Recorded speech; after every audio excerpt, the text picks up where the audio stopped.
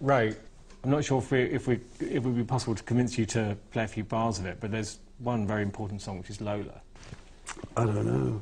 Can you remember the... I can't remember the song. Lola. Can you remember how to play it? Yes. I think that's a yes. It's a nothing song. Well, it's...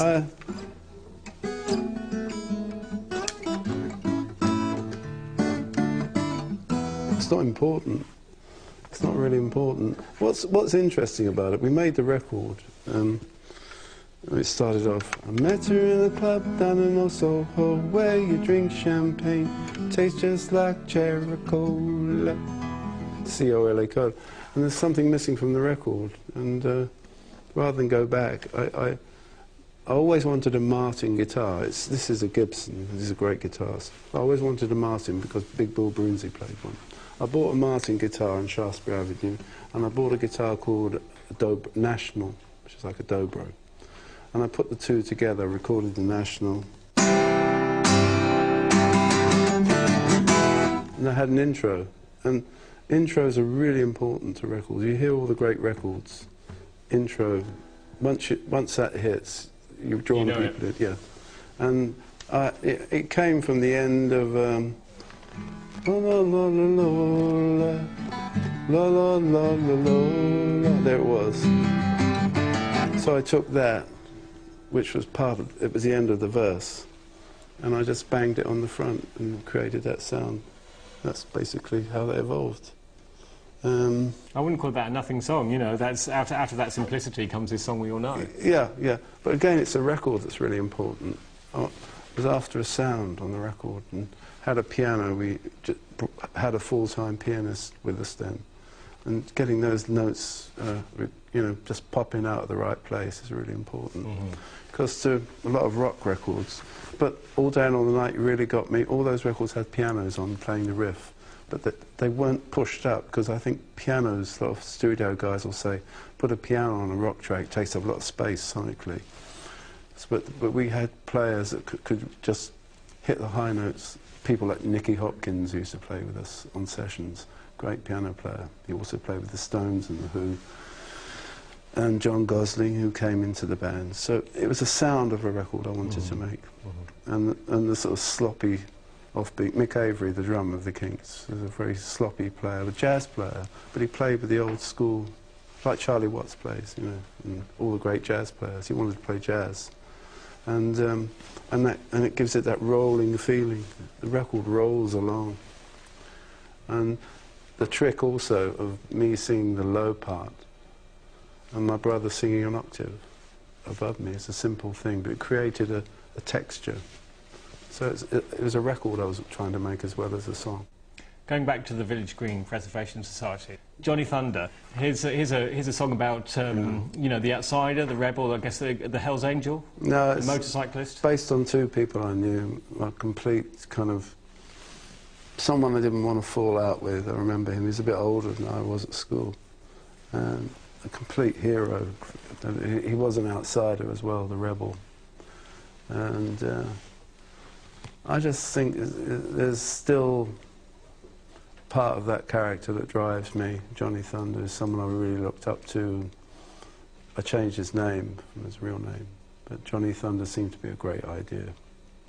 And I love the simplicity of the chords, and I love playing it.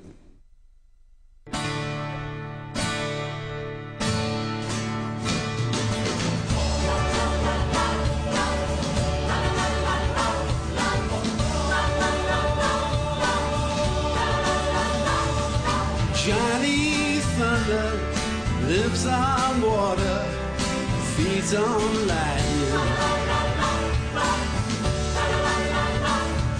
Johnny Thunder don't need no one, don't want money.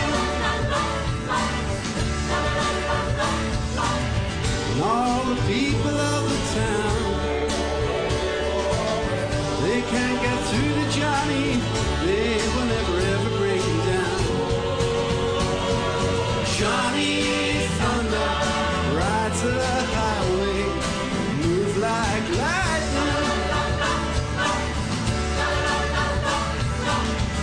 sweet Helena Duran. Praise for Johnny.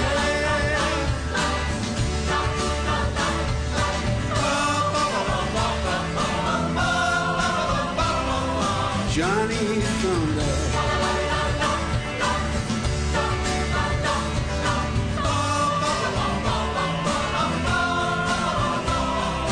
Thunder and lightning.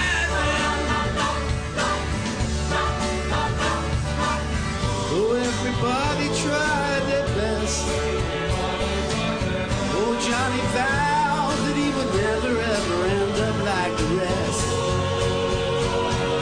Johnny Thunder rides a highway, goes on fighting.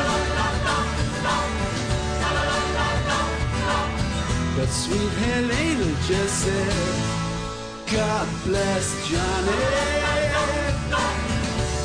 Oh, Johnny Thunder, riding down the highway. Oh, yeah. Johnny Thunder.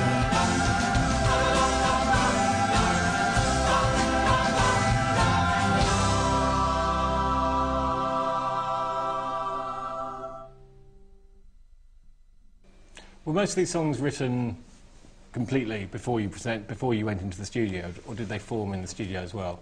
On Village Green, yes, with the exception of Phenomenal Cat, I think we played all of them rehearsed in my house, yeah, in the living room. But the recordings were meant to be underachieving, like lo-fi sounds. A lot of the snare drums, I didn't let the drummer put the snare on. And things like that make it sound more dull than it should be. How much do you think it chimed with the mood of the time? It's totally out of step with its time.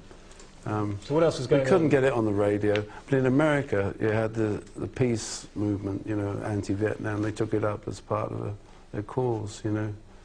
And there was a whole thing, God Save the Kinks, came out of it after God Save the Village Green. So it became a cult.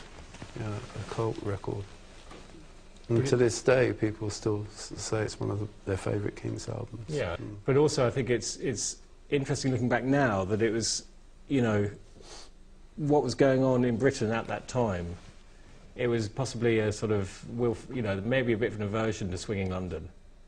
Oh yeah, I mean, you know, it was really the opposite. It wasn't played in many boutiques unfashionable, or nightclubs. Yeah. I try deliberately to be unfashionable.